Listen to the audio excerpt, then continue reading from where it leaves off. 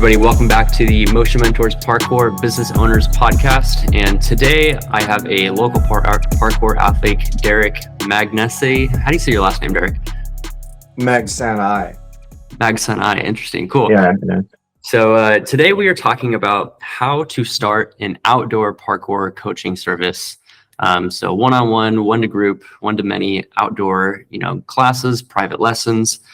This is for a parkour entrepreneur who has the skills, can coach, is interested in spreading parkour, and wants to kind of begin on that journey of coaching and maybe someday have a gym, maybe someday grow the practice. But this is kind of looking at it from the perspective of just starting out. What do you do? How do you get started? And where do you go? So Derek, thanks for joining me on the call. All right. Thank you. Derek, give me a little bit of your background. How long have you been doing parkour? What's your coaching experience? Let's learn a little bit about you first. So I've been doing parkour for about 7 years now. It's coming up on like 8. I guess I'm right in the halfway point between the years. And my coaching experience is, first of all, I work for the city recreation and parks. And I started coaching with them back in 2018, I think. And I've been coaching ever since then up until now, with the brief, break in the pandemic. Oh, but during the pandemic though, not like right in the middle when it would have been like the worst idea to do it, but 2021, before my classes started up again, I actually was doing private lessons with one person who reached out to me because they really needed to, get out and move. So that was like my first foray into doing that. And that's pretty much my coaching history. Yeah.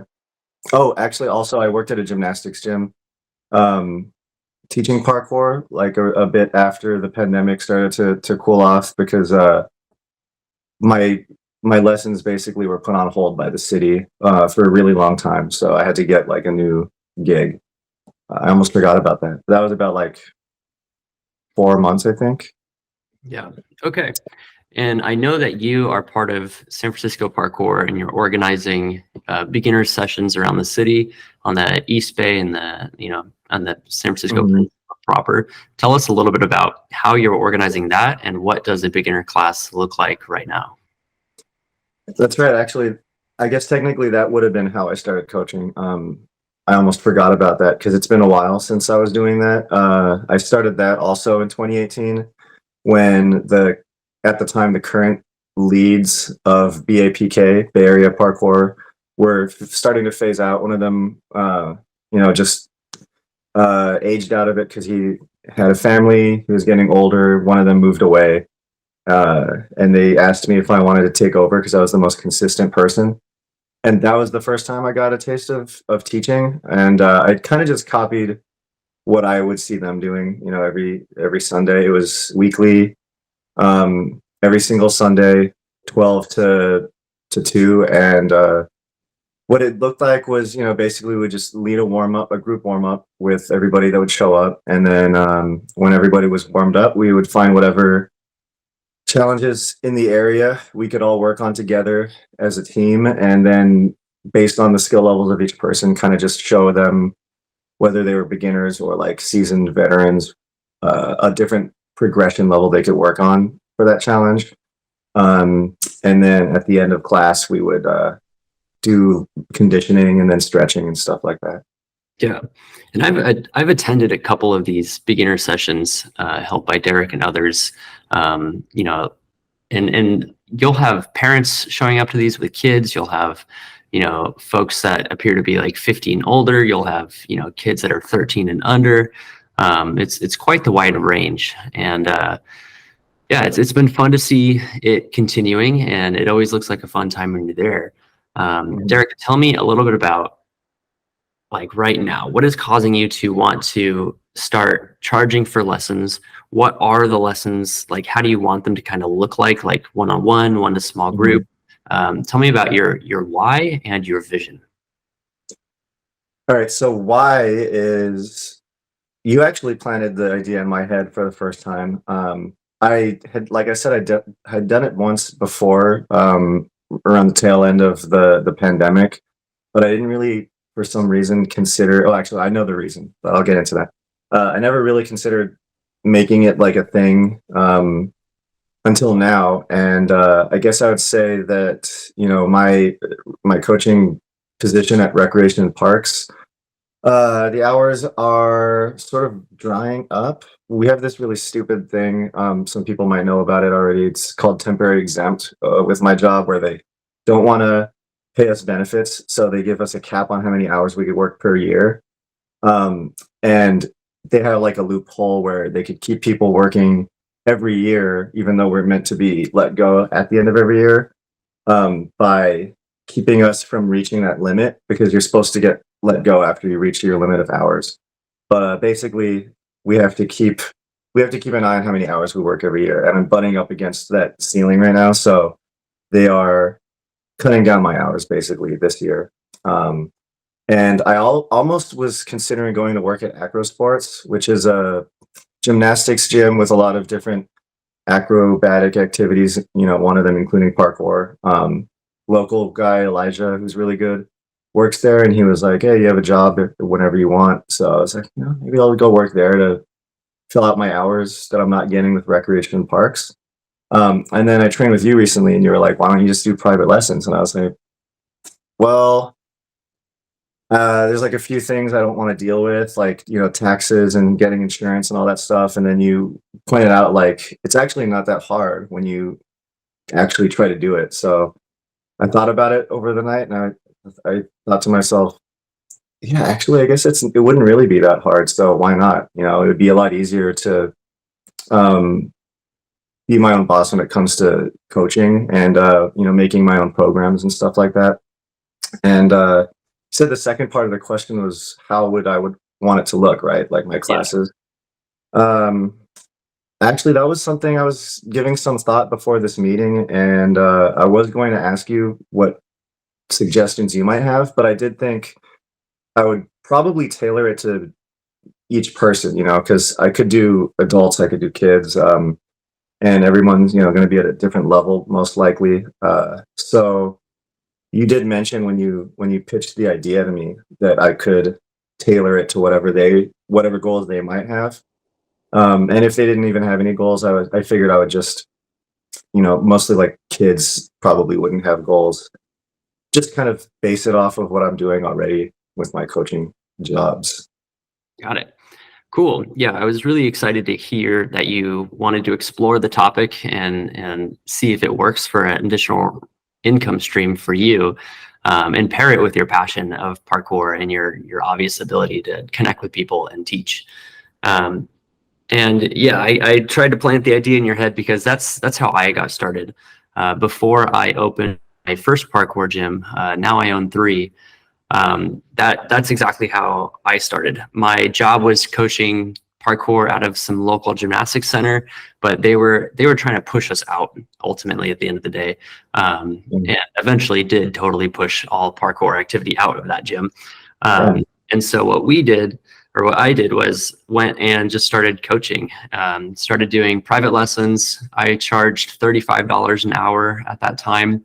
And the way that I marketed it was I just I don't even know what software it is. It was like Microsoft Word, I think. Just typed up a bunch of flyers, and then I would just jump into, middle schools or elementary schools and just tape them up and like around the parent pickup zone. Um, and it only took me like a week until someone emailed me my like really old, jim@yahoo.com email. And someone was like, "Hey, saw your thing for the kid. I saw you're doing it at this local park. We live nearby. Let's try it out." And it started with one kid for about a month. And then I just hung up more flyers because I kind of stopped doing that. I did that for one day, learned that you need to hang up more flyers, and eventually grew it up to this group of 10 kids. And then I started having like multiple small group pockets of everyone paying me $35 an hour, and quickly was able to like totally quit my other job. And that got me serious on thinking like, hey, I probably could start a parkour gym or something. Um, and then I just had the income coming in to, pay for what's it called? The the legal Zoom. There we go. Pay legal Zoom to form a LLC and go from there. So I've seen it work out really well. I've seen it work for a lot of other athletes who want to coach. So I believe in the model. It's a good stepping stone to starting a parkour coaching career. You can kind of be launched really anywhere. It just takes a little bit of know-how on how to set it up, how to protect yourself liability-wise, where to do it, city, locational-wise. And then it's just, at the end of the day, just actually pulling the trigger and doing it is the biggest hurdle that people face. So with you, let's go ahead and jump right on in. So you're starting at square one. Luckily, parkour, so it's not totally square one. But so the very first step here is to get a plan. And that plan would be, we want to set up some kind of structure to protect yourself. So if we have an LLC, if we get any kind of insurance, because you're an adult working with kids and you're telling them to jump off stuff. And if one of them gets hurt and a parent wants to come after you, that's kind of the first big roadblock, but it's not hard to manage. Have you ever looked into setting up an LLC? Nope. Cool. Yeah. How's it sound? Does it sound kind of scary and hairy? It's very nebulous. I actually, I've obviously heard the initials before. I know that they're hand in hand with like what a company is, but I honestly don't even know what LLC is. Totally. So an LLC is a limited liability company, and a limited liability company is the most flexible type of company. You could be like an S corporation, but now you need a board of directors. You could be a sole proprietorship, but now you actually don't have any like legal difference between you and your company. So if someone wanted to sue your sole proprietorship, they're just suing you. Whereas an LLC, you have a lot of flexibility because there's limited liability for you, the owner, because there's sort of like a literal corporate veil, in between you and that person. So if they want to sue the LLC, as long as you're set up properly and you've separated bank accounts and it's not like very clear that it's actually just Derek is the LLC, like you just do a little bit of due diligence and set it up correctly. You have created a totally separate entity. And so doing that is actually pretty dang easy.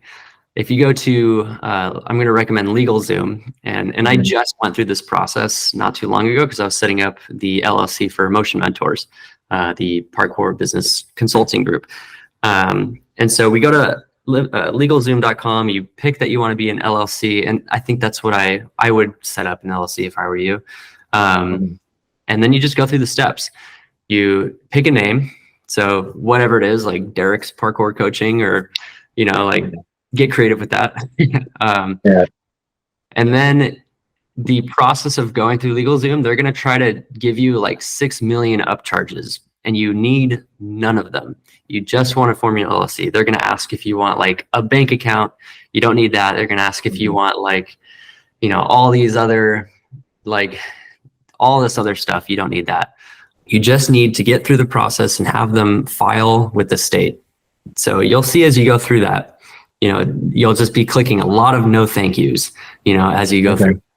And then at the end, it's like when I did it, I also paid for the EIN, which is it's like the social security number for your business. That's the only upsell that I did take. And if you have the EIN with your LLC, that basically just lets you tell other organizations who your LLC is. So if you wanted to work with some charter schools, they would ask, okay, what's your LLC number? Just like asking Derek, what's your social security number? So I can make sure you're legit. So it's kind of the only other one that I would get there. Okay. So we set up your business. Do you have any idea of what a name could be? I never thought of that before, but I'm super into naming things. So, I'm going to like coming up with a name. I could probably use one of the mini names I tried to come up with for my YouTube channel that I never used. I don't know. I have a list somewhere. I could go look at that again. Yeah. Okay. Yeah, there's a couple considerations when naming. The two big ones would be scalability, which isn't very important at the level of like I'm a solo coach and I want to coach some people outside.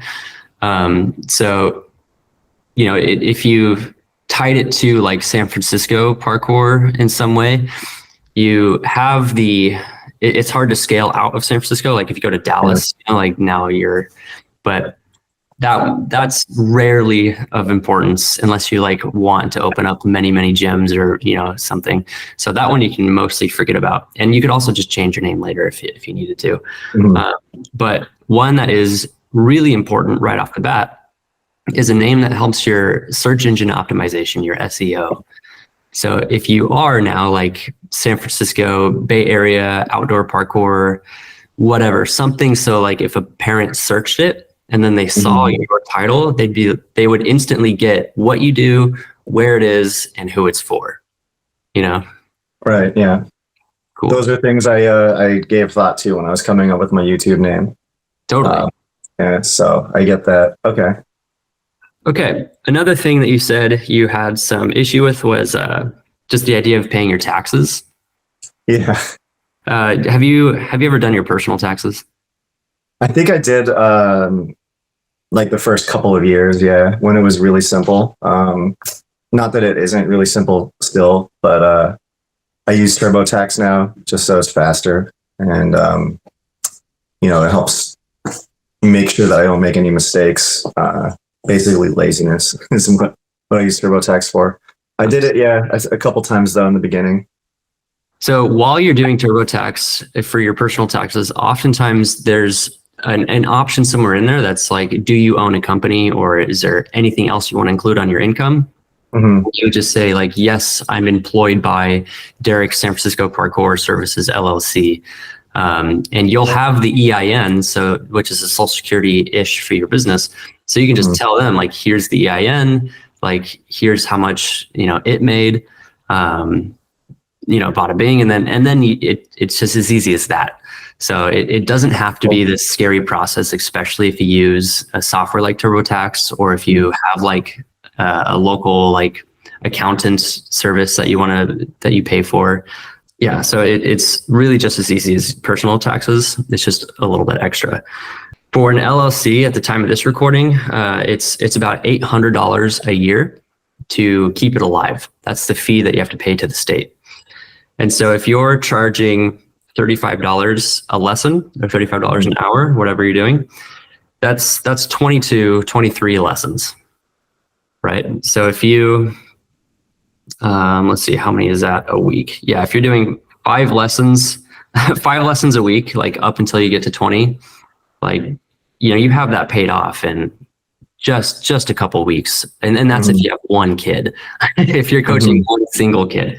So a lot of times when I tell entrepreneurs this, like, yes, there's an $800 fee, like, yes, there's X, Y, and Z, they'll get stuck right there and they just hear the $800, but they don't hear like, hey, if you just have, you know, 7 kids paying you $35 an hour, you know, once a week for a year, you've made $12,000.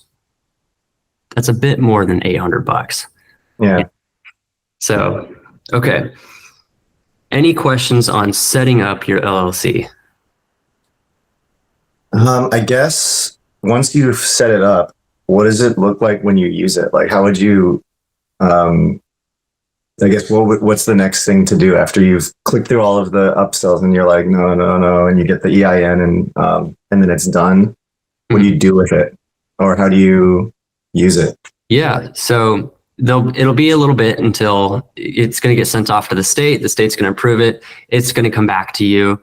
And then once you have that, then you can start hunting down insurance because you want to attach your LLC to the insurance policy. You know, there's a couple other little housekeeping things that you got to do. And this can vary by state. And right here is where I want to say to everyone that I am like not a lawyer at all, but we can get you set up with gym lawyers. And even just a phone call with them, and Gym Lawyers partners with us at Motion Mentors, they'll tell you the other little tiny specific things that you want to do just to really create that corporate veil between you, Derek, the individual, and your company, in case someone decides to come after you. And those things would include, like, you want to contact the county of wherever you're in. So I'm in Alameda County, so I would contact my local county and say, hey, I'm doing business here. Like, here's my fictitious business name, like the name of your thing. Here's my EIN. Cool. So now the local county knows that you're operating, and then check your local laws if you need to get a business license for operating outdoors. This is actually something that I totally skipped when I did my outdoor classes. I didn't go to the county. I didn't get a business license, so I was a little bit exposed, honestly. Luckily, nothing ever happened to me.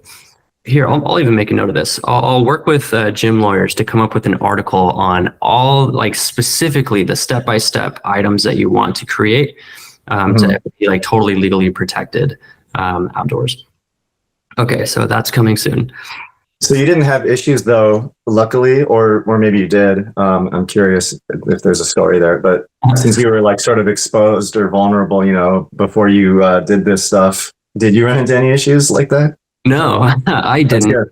But man, so this is don't do this.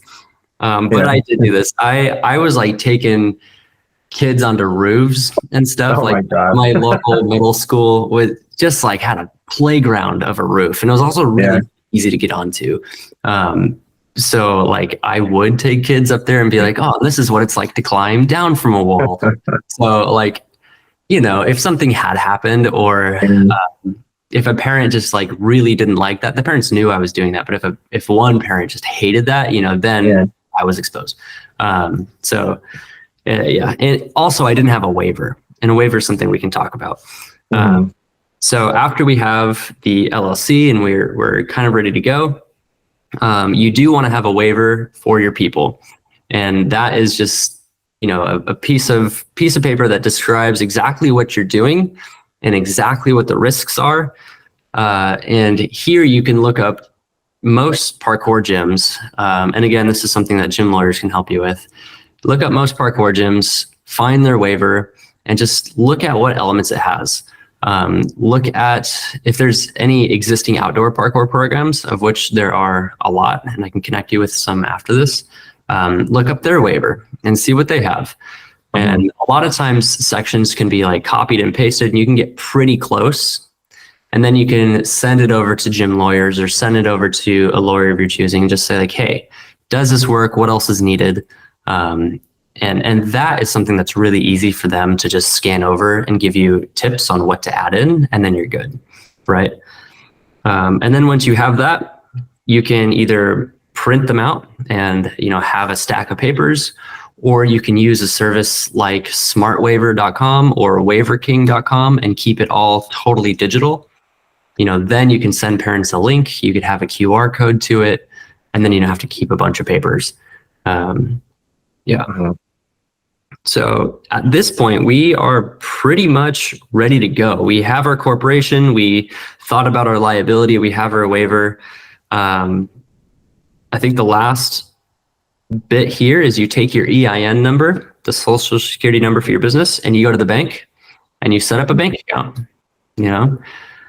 Any questions on that? I guess it's just as simple as starting an account for yourself, right? Just with the EIN number instead of your name or your social security. Okay. Yep. Bring them $100. They usually need, like, a little, seed money deposit. And you definitely get bonus points if you go with a bank that's good for the planet, Yeah. Cool. Okay. So now we're all set. You have pretty much everything you need, and all the parkour curriculum is currently living in your head, but you have no clients. You don't know where you're going to do it. So what do you think you would do from here, Derek? All right. So there's a couple of different options for me personally, actually. At the last jam we went to, Masato, I think you met him. He actually overheard us talking, and he came up to me and was like, hey, I'd be interested in taking private lessons from you. And then I told him like, yeah, I just decided to start doing it. So I got to set up a couple things first, like insurance and getting a waiver. And so it might take me like maybe a couple weeks before I'm ready to take you on. But yeah, I'm totally down. And he was like, cool. Here's my number. Let me know when you're set up, because acro sports, their classes have sort of like slowed down and I want to keep going. And he's sounded really into like just drilling as much parkour as he can. So there's one possible first client who's an adult. And then as for kids, I was thinking, okay, this is a sort of there's two subparts to this one. For kids, I was thinking of finding them from my recreation and parks job. And the sub points I wanted to make is one, in order to not be, to still have that job and not have like a conflict of interest, offer them an intermediate level of classes, because we don't have that there yet. It's all beginners classes. And then the other sub point would be, a lot of them have actually asked me, like the parents after classes, like, hey, my kid's really into it. And I was wondering if there's any sort of progression after this class, because they've taken it a couple times now. And, there's only so much I could do once somebody's really experienced in a beginner's class to keep, the average challenge interesting for everybody on the skill level. On the skill spectrum. And I was like, I'm working on getting an intermediate class going, but I don't know when that's going to happen because recreation and parks moves really slow. So I could get them from there in that way. Just tell them the next time I have a class, which would be actually today later on, if I have any of those parents again, because a lot of people are returning. Just say, hey, I'm doing intermediate classes now, but they're going to be not with recreation and parks. They're going to be private with me. And I guess that would be another sort of obstacle to get past. Like, I never really gave it so much thought until right now. How would I verbalize that to them in a way that makes it sound not super sketchy, like, because they've been doing it with recreation and parks, which is like a known entity. And I guess they would know me, but the fact that I'm not doing it anymore with the organization they're used to, that might be like a weird thing for them to get over. Yeah, maybe. All right, let me squeak in one last little nugget to getting set up, and then we'll fully take on your question. We didn't quite mention insurance yet, which would come ahead of starting with any clients. So yeah, once you have your EIN, once you have your bank account, and that's all set up, then you can go approach an insurance company. I asked a couple outdoor parkour services that I know of, which insurance programs they use. And Francis L. Dean came up a lot, which is the name of an insurance company. So that's as easy as just emailing them and saying like, hey, here's what I do. Here's my plan. Let's get a policy going. And, then you got insurance, and it's definitely affordable enough if you have clients, Cool. Okay, so that was the last little bit. All right, so now we're talking about marketing. You're saying that you already have your first ready to go hot lead who wants to become a client. You have a number of clients who you are working with or have worked with through the city, possibly through the gymnastics place, who they don't have any ascension. There's no way for them to go to their next level of parkour. And you're saying, okay, if I created that, like, how would I actually get them? And, what's the morality or what are the ethics around like stealing, using air quotes, from them into this? Poaching. Yeah, poaching. So at the end of the day, if that place isn't offering what you're offering, then it's less poaching, because those people are going to quit because they've hit the end of that journey with that company. And now they're just ready to churn. And so from my perspective, me personally, my mission is to teach parkour to 1 million people, but not just teach them how to jump on stuff, but give them that like real, like life-changing impact that parkour can give someone. And so if someone is about to quit parkour because they've learned the basics, and then there's nothing else, they won't get that like parkour juice, that like level up, that full discovery. They won't get that because their parkour journey hasn't been long enough. So if that is something that you're serious about as a parkour coach, like you must step in and poach them, air quotes again, to get them into your program. So I think it's a little tricky because if you're on the clock for this other company, you legally cannot be like, hey, come and quit this and come and hang out with me. But fair practice is like ask that business owner or ask who your manager is and say like, hey, there is a need here that we're not servicing. Here's my idea. Can I have your blessing? Okay. And if they say like, well, why don't you just do that with us? You can say like, hey, I'm about to totally create this whole curriculum, this whole pool of coaching. So if you want me to do that with you, I need some real stakes here. I need some equity. I need some profit sharing. I'm about to create all this, and I'm not going to trade my time for minimum wage, So we'll see if they play ball on that. Yeah. Let's say you offered it to them. They said, absolutely not, Derek, you dog, you need to show up and you need to work for whatever your minimum wage is, and we're not going to give you any participation on it. At that point, wait till you're off the clock and then just bring some flyers and say, hey guys, like this is something that this program doesn't offer. Here's the next level that I've seen work, and I'm going to coach these other things. And again, this current business doesn't offer it. So, that's what I personally. Okay. Cool. Luckily I do know my boss, at least my direct boss. I can't speak for the people above him, but I think he's already expressed that he's totally down for his workers to hustle and do whatever they need to outside of Rec and Park, because he does it himself too. He's like, I do personal lessons with fishing. I have a fishing class with Rec and Parks. You got to make your money and do what you got to do. I don't care. So I know with him, at least, it would be cool. And he would probably give me my blessing. But yeah, it's a good idea too, to just good practice, Ask, Okay. Ask if it's all right. So we may have quite a number of leads coming in from that, which that could give you a really good head start, if for whatever you're charging. And then outside of that, let's say you get no clients from that, no leads from that. Yeah. How would you get additional leads? Where do you get your leads? How do you get your clients? What are your thoughts on that? The first thing that comes to mind is maybe at the jams or the beginner classes that SFPK does. I mentioned, by the way, earlier my experience with teaching with BAPK, that's Bay Area Parkour, which I sort of no longer do. Now I just work with San Francisco Parkour, and they do things differently in the way that it's monthly now instead of weekly. So that's just a little side note. But San Francisco Parkour, yeah, we have beginner classes every month. That would be a good place to start. I could tell people there, if they want to get more frequent training, then I offer that. And outside of that, I'm actually not sure where else I could possibly get clients from. I know you said you made flyers, just put them up. That's another idea I guess I would use. Yeah. So you're starting in the totally right spot.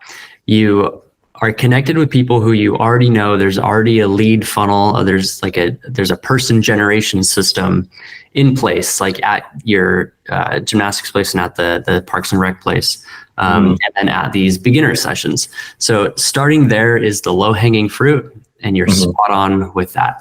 So let's say someone comes to that beginner session at SFPK and they had a great class. They're ready to rock.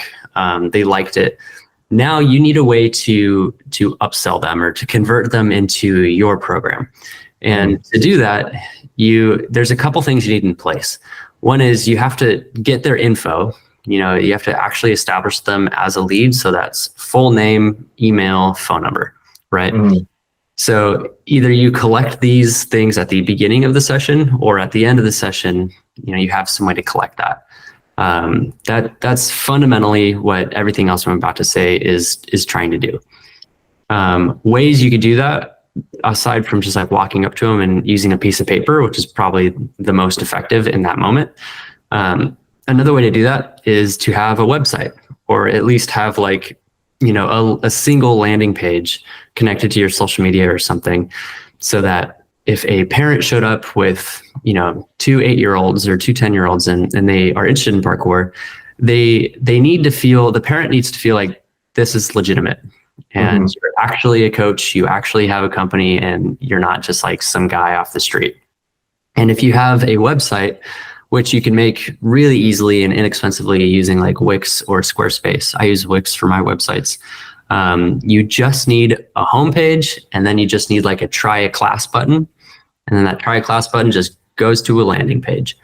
And elements on a landing page are pretty simple. It's like at the top, it's what do you do? Maybe there's a video of you doing it, maybe a couple like testimonials from clients as you scroll. And then at the bottom, it's like sign up here. You put in the first name, last name, email, phone number. And if you just have that, you have the basics of being able to collect leads. Now people can find you on Google. So earlier we talked about search engine optimization. If you have a website and you're filling up the website with important keywords like parkour coaching for kids in this local area, San Francisco, or if you're in Texas, like Austin, Texas, or whatever it is, you make it so that if people search for you, they actually find you. And then as people submit that form on your site, you just check it. You'll get a little email notification. And then you just follow up with them. You give them a call and say like, hey, thanks for filling out the thing. I saw that you have, it kind of depends on what information you collect, but I saw that you came to our website. We are doing parkour classes every like Tuesday, Wednesday, Thursday here at these locations. Which location is closest to you? And now you're in like a sales pitch, and then you book them, and then they show up. All right. So actually, you got me thinking about something sort of tangentially related on that last part, but we could go into that afterwards. I was just going to say, like, choosing a location is something that I had to give some thought to also. Yep. But yeah, that makes sense. Kind of answered any questions I would have had about having a website. It seems pretty straightforward. It really is. If you go to YouTube and you just search like Wix tutorial or Squarespace tutorial, everything you would need exists as a tutorial on YouTube. That's true. I have used YouTube for learning many things. Very cool. And like you said, you could help me with any questions I might have since you use it already. Jeff Schoenhardt also already walked me through making a new sort of landing page for SFPK one time very recently. So I saw how Wix is used already. So yeah, I don't have that many questions for that part. Cool. Okay. Yeah. So on the topic of marketing, so you talk to people in person who you have a website so that you're at least discoverable. Your website has a landing page so you can start collecting leads. Then from there, let's say you talk to everyone or you want clients faster than they show up to the San Francisco Outdoor Beginners Jam. Now you probably have some clients at this point, first of all, so you have some cash flow to put into marketing. Now you totally can design some flyers, which you can do easily on canva.com. Pop them up around some schools, pop them up around some parks. This part's maybe more complicated, but again, tutorials exist on YouTube. You can make a Facebook ad. You just like film some of your parkour session, or take some photos of some of your parkour session, write like a caption like, hey, parents in the Bay Area who have kids who want to learn parkour, I have classes on these days and these days, click below to learn more. And then that goes to your landing page that we already set up. And then they become leads also. Now you're spending, like $5-10 a day.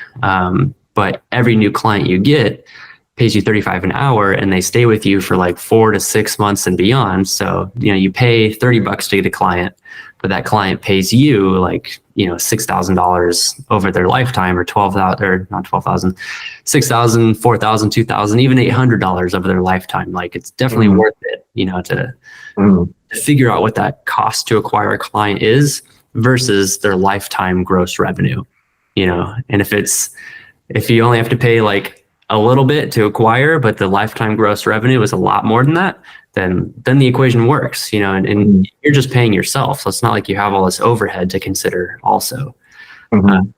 Cool. So just kind of creating the picture of what it would look like down the line to continue to grow your audience base. Okay, so now we're kind of running into, well, what do you charge? What do you actually do? Is it like one-on-one? Is it small groups? And then where do you do it? I like what you just said. So for all the burning questions. Yep. Where do you do it? Might be the easiest place to start. Let me tell you what I did back in my day of outdoor classes. So I had like a pretty solid knowledge of all the different parkour spots in my city.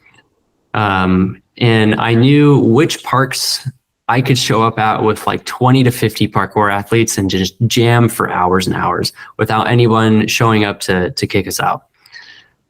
Those are the parks that I figured I could have some lessons at and not be interrupted. And so, and that worked out really well. I'd show up with one kid or a small pack of kids, and we would just do parkour. What I didn't do is I totally did not check with city regulation or city laws, and later found out, like, if you have a paid class, and this varies by city, by the way. If you have a paid class, you like can't use the public parks or whatever. So it's definitely worth looking into. The official advice is like, if you want to use public parks, look up on the city's website, like, how do you use public parks legitimately? Obviously, if it's like a private school, like, they don't have a way for you to use it. So that's my official advice, is like, look up city parks and local laws. But my unofficial advice is, it's actually not advice at all. I'm just telling you what I did, and do what you choose to do with it. I just found the places where like people didn't come kick us out, and I showed up and we trained and it worked. Did that for 2 years before I quit my parkour gym. And how many people did you have at one time when you were doing that, by the way? At my peak, I had like maybe 30 or 40 students, but I would show up with, I wouldn't let my groups get above 10. And I'd also like put like students together. So the students who were really good and older and taller, I'd get together, the little kids I'd get together. But I never showed up at a place with more than 10 students. Okay. Makes sense. Yeah. So just like get experimental with it, see where it works. Maybe show up with just some friends and have like a mock session, and just keep your eye out for like where to go. And then, so that's the big factors, like, how do I train somewhere and not get kicked out? And then the other side of it is, where has good architecture to train parkour, and what is good architecture for a beginner's parkour class? And in my experience, you don't need that much. Maybe some picnic tables, maybe some, curb parking stop thingies. We had like some hand railings, like nowhere that you would consider to be like a very good parkour spot. But for beginners who are working with a coach who knows what they're doing, you can spend hours and hours and hours drilling the basics and coming up with basic flow and speed courses, and slowly get up to those next levels. And even if me and you, Derek, were at one of those spots, and we're both good parkour athletes, like we could totally jam there for an hour, just like playing add-on and finding those creative challenges. So it does scale up. You don't need like a whole skate park magic area to train. I got some ideas. Stern Grove, by the way, is one of them, which you've been to, the place with the big stone amphitheater, and all the grass. Absolutely. Yep. By the way, like, when I was envisioning the lessons, for whatever reason, I don't know why, I kept imagining just like actual one-on-one and not like having more than one person at a time. But yeah, totally, like even just 3 or 4 people at a time would be nice. Yeah. And that brings us to price. So you have 3 or 4 people. I was saying $35 an hour is what I charged. I would charge way more than that now, but Yeah. that's also because I'm a really good salesperson. And a lot of it is like, how do you convince the parent or convince the person in front of you of like the real value of parkour? And it's not that I'm going to teach you how to duck under this hand railing or jump over that lunch table. Like that's worth $7.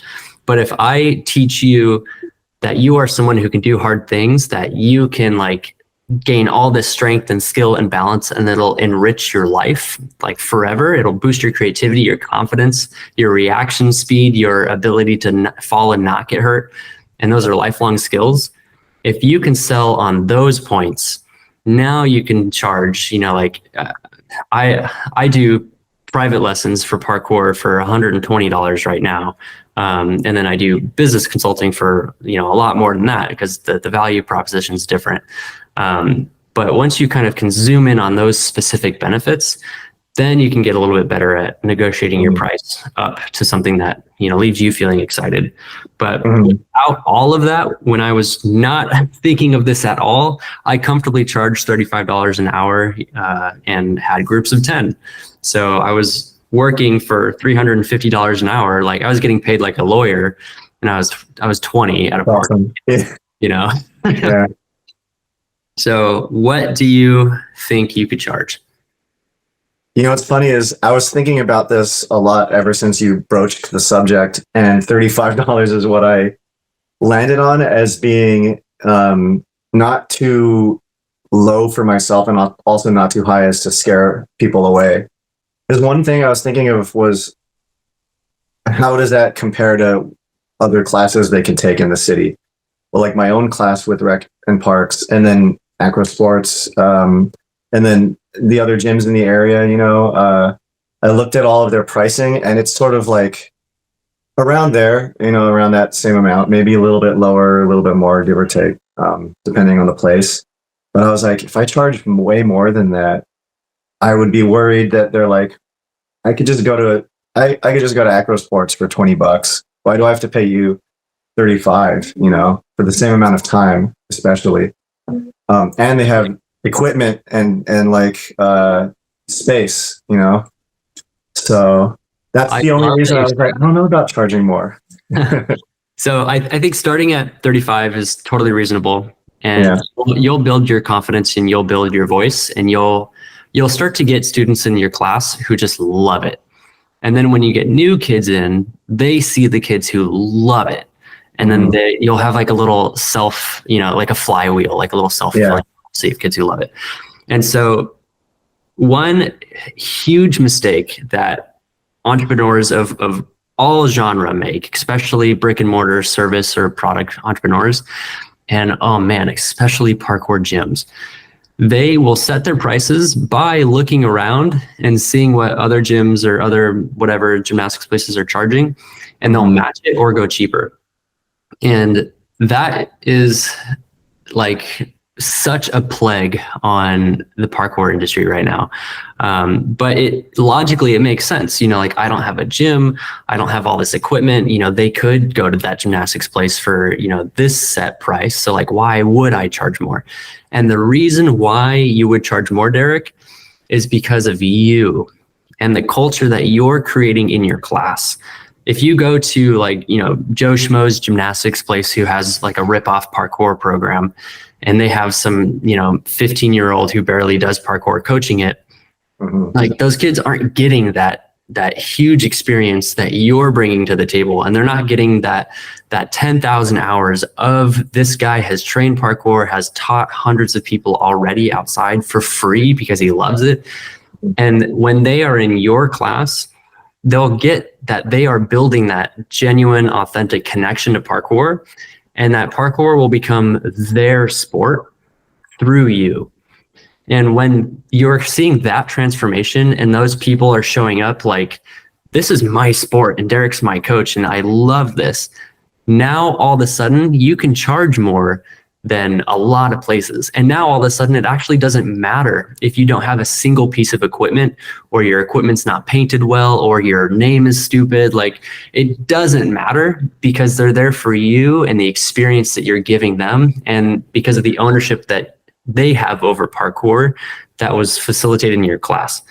And once you start reframing your value to that, this is my value, not my equipment, not, my commoditized pricing, but my like real creation of how I'm enriching these people's lives.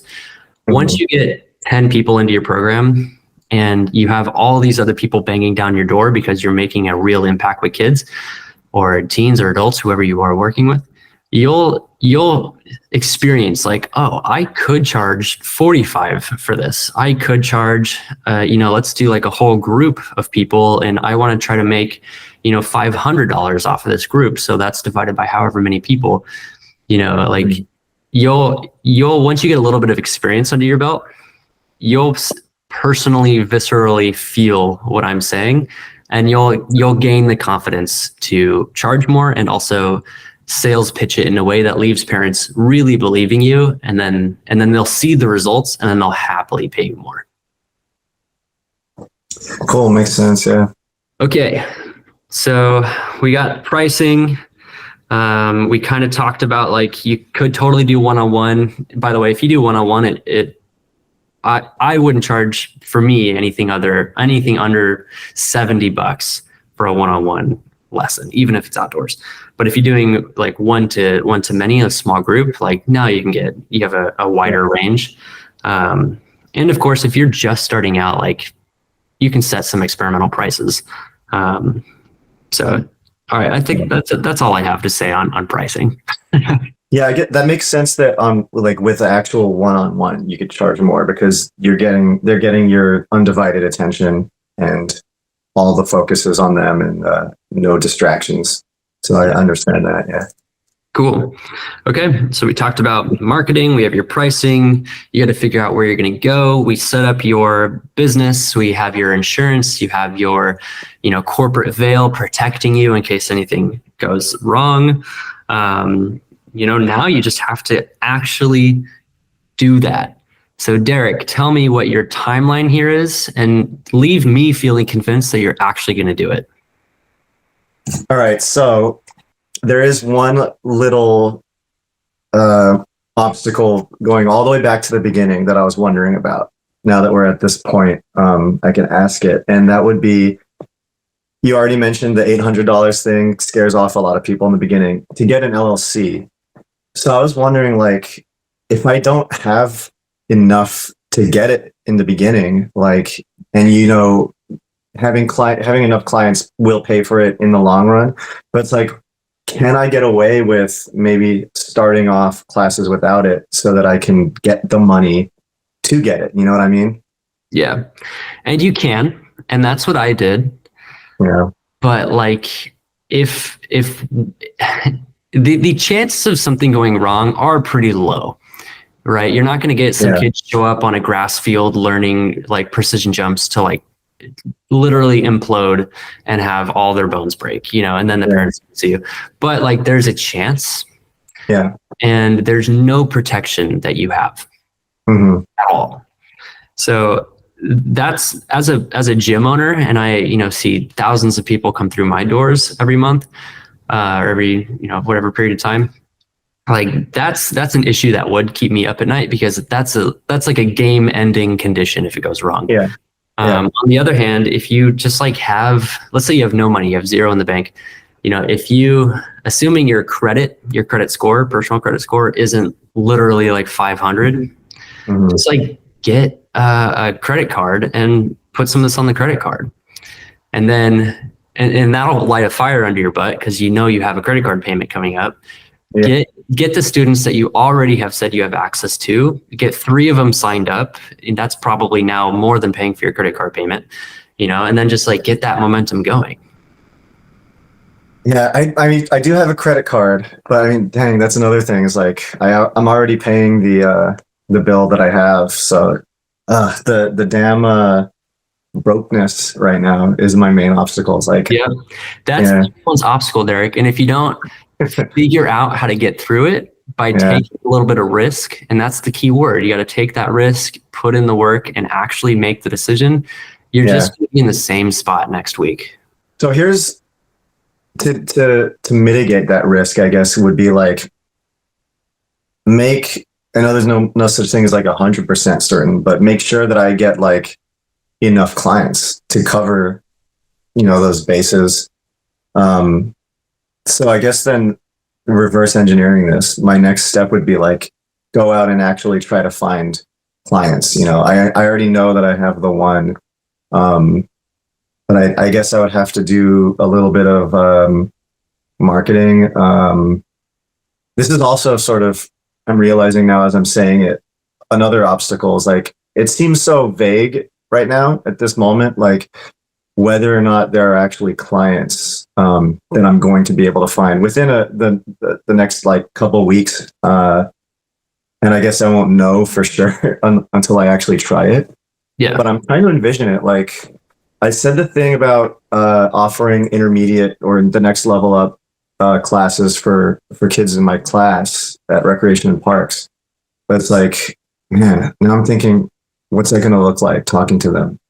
Like we talked about earlier, I can't do it when I'm on the clock. Unless you get permission from that's true. Manager Yeah, who says maybe can. I mean, sometimes they stick around the location long enough so that I could just go find them right after class is over, and then technically I'm not on the clock anymore. But that's like I imagine that's borderline because I'm still maybe in the building or right outside the building. But yeah, because it's all defined in your employee handbook. What specific can do. Go look.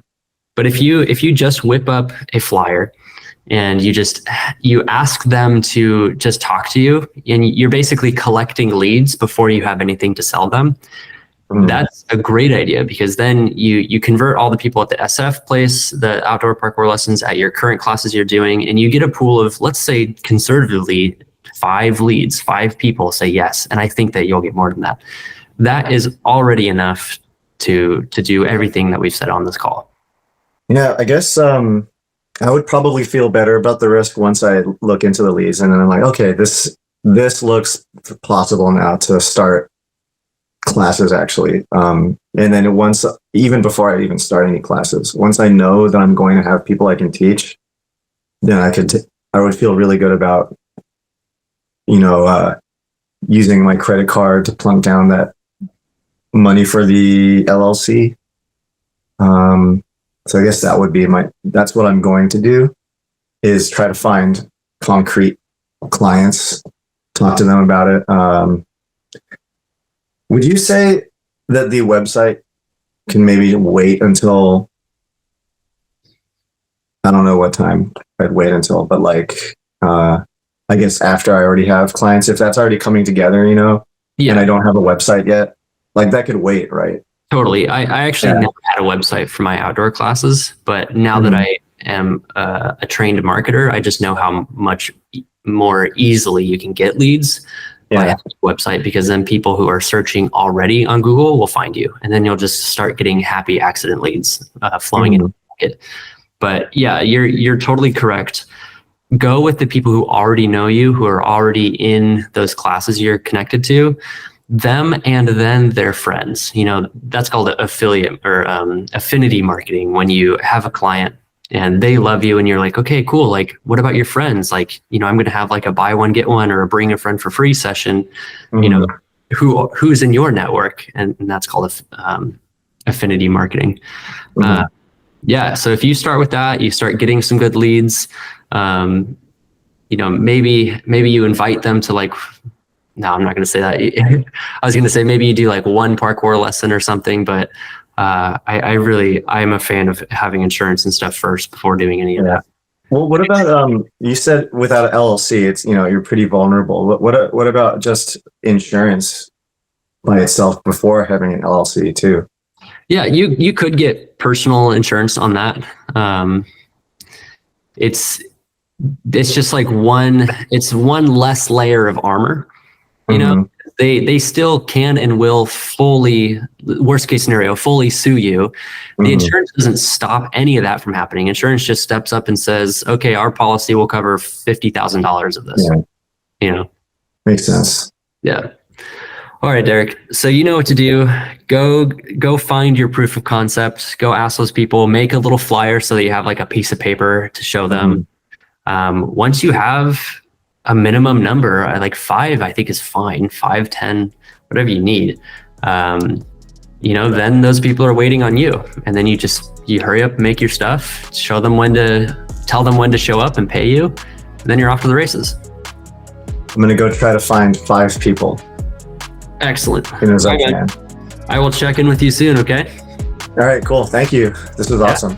Yeah. All right, guys. So if that was helpful to you, if you want to start your own outdoor parkour practice, follow some of these steps. If you have any questions, you can reach out to us on motionmentors.org. Happy to answer any questions. And if we ever get some unique, cool questions, we'll definitely pop them into a blog post or, create some additional resources like the ones that are already on our blog. So, all right, guys, good luck out there. Derek, thank you for your time. Well, thank you, man. Talk to you later.